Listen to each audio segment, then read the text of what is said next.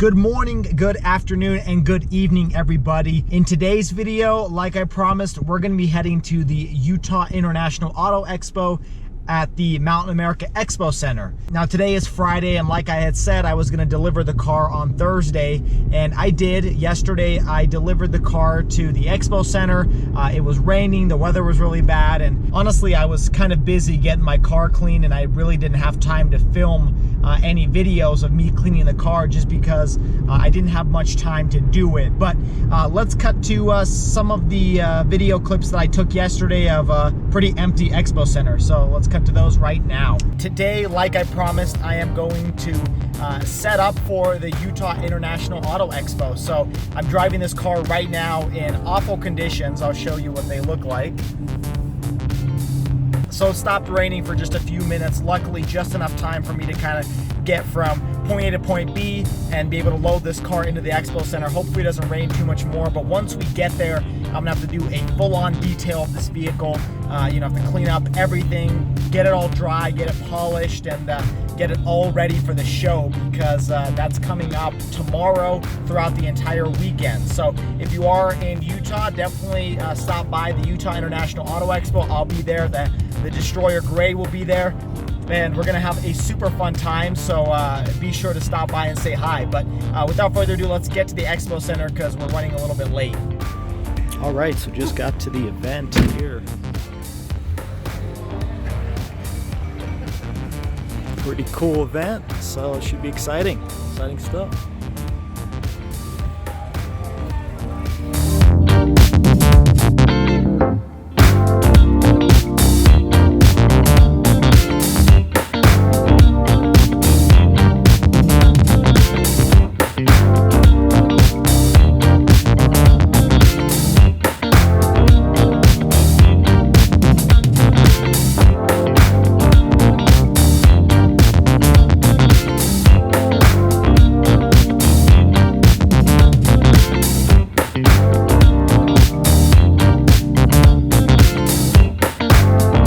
Pretty cool to walk around the Expo Center when there was nobody else there. It was nice and kind of peaceful. I got to look at some of the new cars. There's the Ford Ranger that I've never seen in person. I've only seen on video, so that was cool to see. But there's going to be a lot of other cars too. I think there's going to be an Audi e-tron as well, so that will be cool to see in person. So today I'm actually heading down there with my girlfriend, and we're going to check out, the entire Expo Center, all the cool cars. I'm going to show you a video of all of the cool cars I see, and then I'll take you around to where I am. So if you guys are at the Expo Center this weekend, or you were, I guess, depending on when this video is uploaded, I hope you stopped by, or you will stop by and say hi as I'm there, because I plan to be there pretty much every single day this weekend. But without further ado, let's get down to the Expo Center and look at all of the cool cars.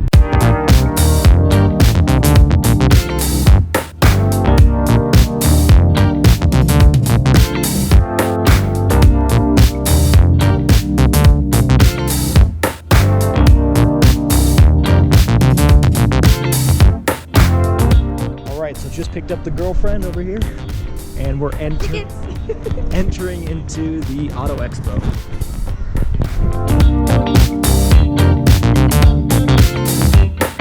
We had some pretty cool Ram trucks this year with a lot of different trims and different colors and options. Really nice to see those. They've come a long way in recent years. We had the JL Wrangler as well, really nice on the interior. It came out just last year, but not much change since then. Jeep Grand Cherokee, this is a car that I think is in need of a refresh, but still looks pretty nice for how old it is. They had a lot of Dodge Challengers there, different trims. They had the Scat Pack wide body as well, in a nice, really cool green color. I like the wide body, it looks really nice on the Scat Pack. They also had some other Ram trucks that were more outfitted and higher trim levels. You had a lot of cool Mustangs as well. These were, custom built or personally owned Mustangs. You had the Bullet Mustang as well. That was cool to see. I've never seen one in person. They're pretty cool looking cars. These were not part of the Expo Center's display. They were just personally owned vehicles. GMC Sierra, this was just updated this year with its fancy tailgate with like 30 different levels. It's pretty cool to see. The interior isn't bad, but I do prefer the interior of the Ram. And that's not just me being a Mopar fan, it's just in general. But they had some really cool features like that tailgate and some interior storage compartments.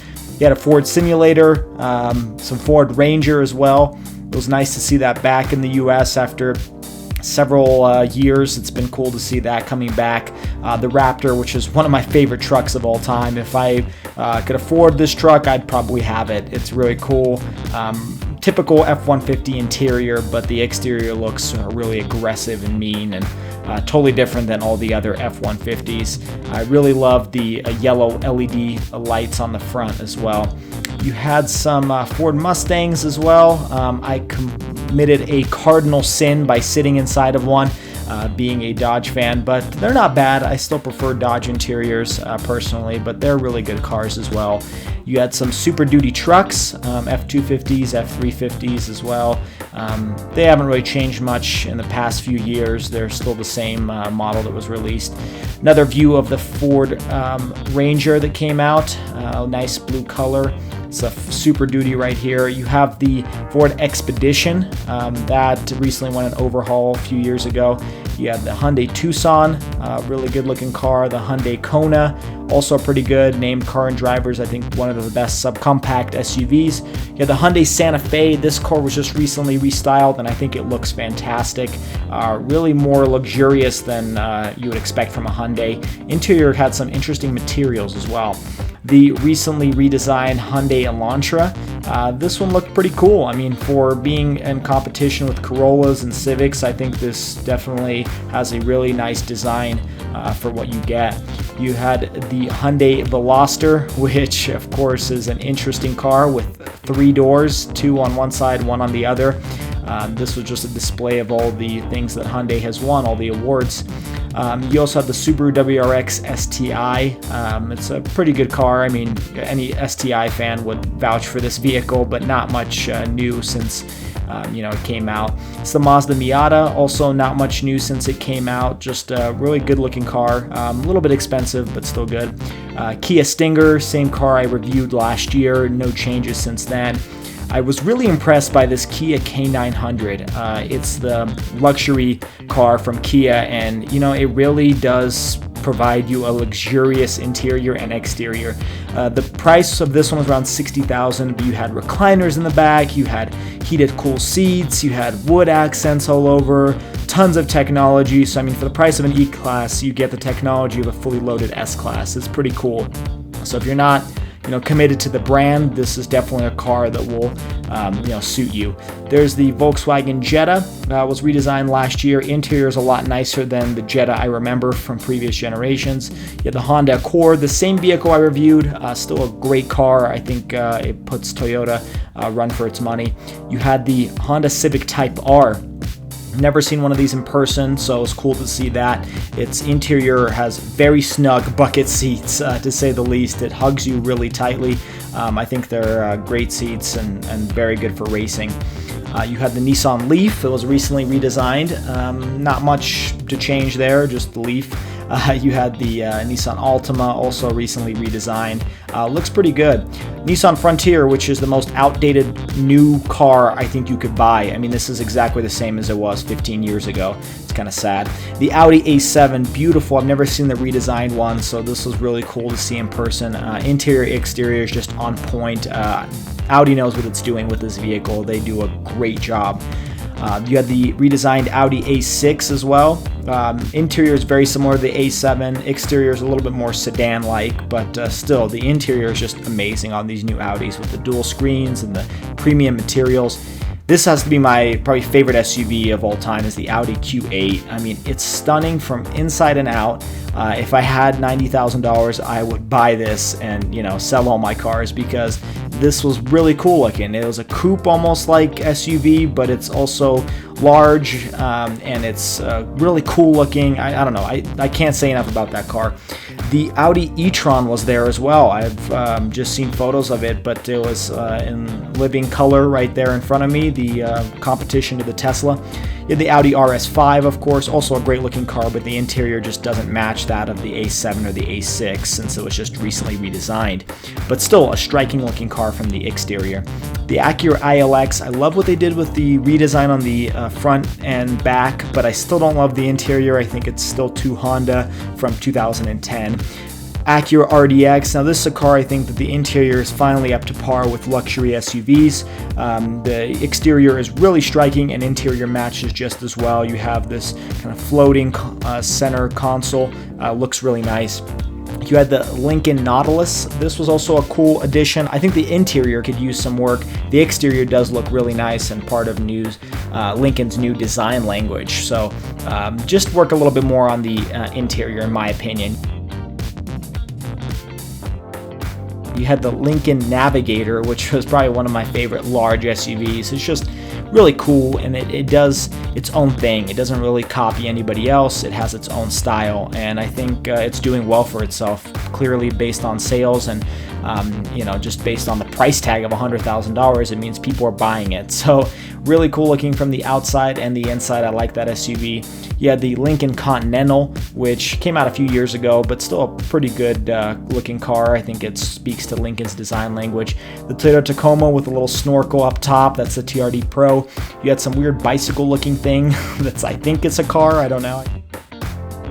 You have the redesigned Toyota RAV4, so this is the new version of my car, and I really like how it looks. Although I don't regret purchasing my RAV4 because I got a killer deal on it, this RAV4 is definitely more adventurous looking. You know, it's more rugged. It looks more like a little mini 4Runner, and the interior is, you know, just exactly the same in terms of the ruggedness. I like how it looks.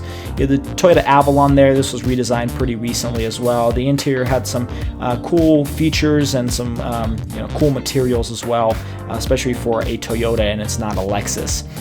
You had the Corvette Grand Sport. I mean, this car speaks for itself. It's a beautiful looking car inside and out. Not much has changed since previous years. It's actually in need of an update, or it's due for an update, I should say, coming up in the next year or two. There's a mid-engine Corvette coming out. You have the redesigned Camaro, which, you know, I don't know what to make of this. In my opinion, I like the pre-facelifted version a little bit more. This one almost looks a little over-designed, but it might just take some getting used to. Other than that, the interior is almost the same.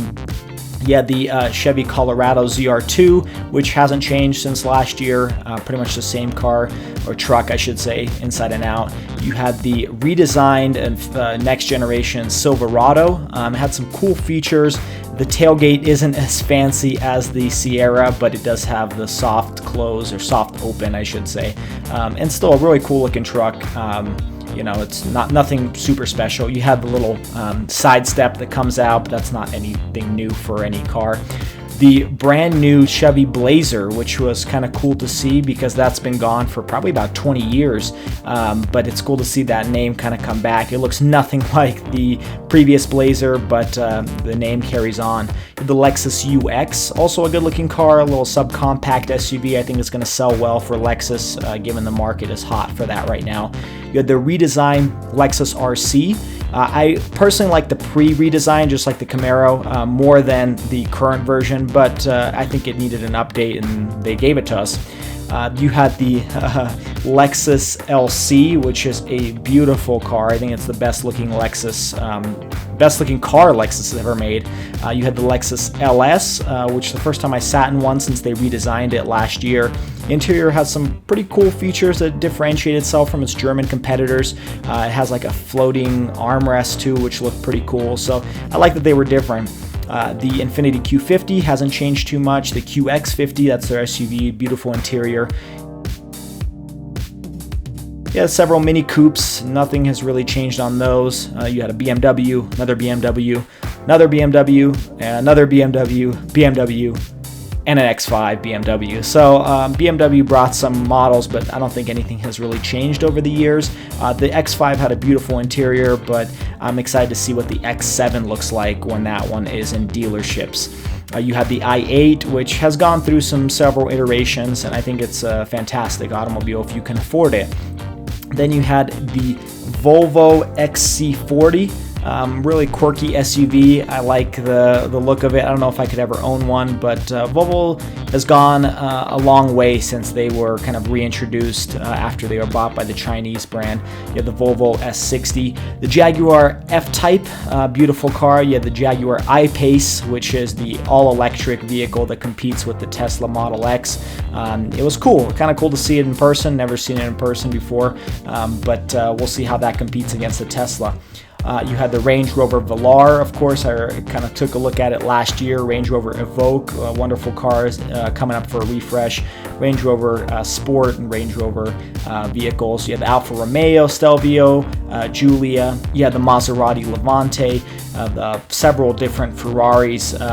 Very beautiful to see those in person. I mean, they're striking vehicles, and it's cool to see those. And then we come back to the Salt City Mopars group. I do want to give them a huge thanks for setting up this event and allowing me to come and set up my Destroyer Gray there.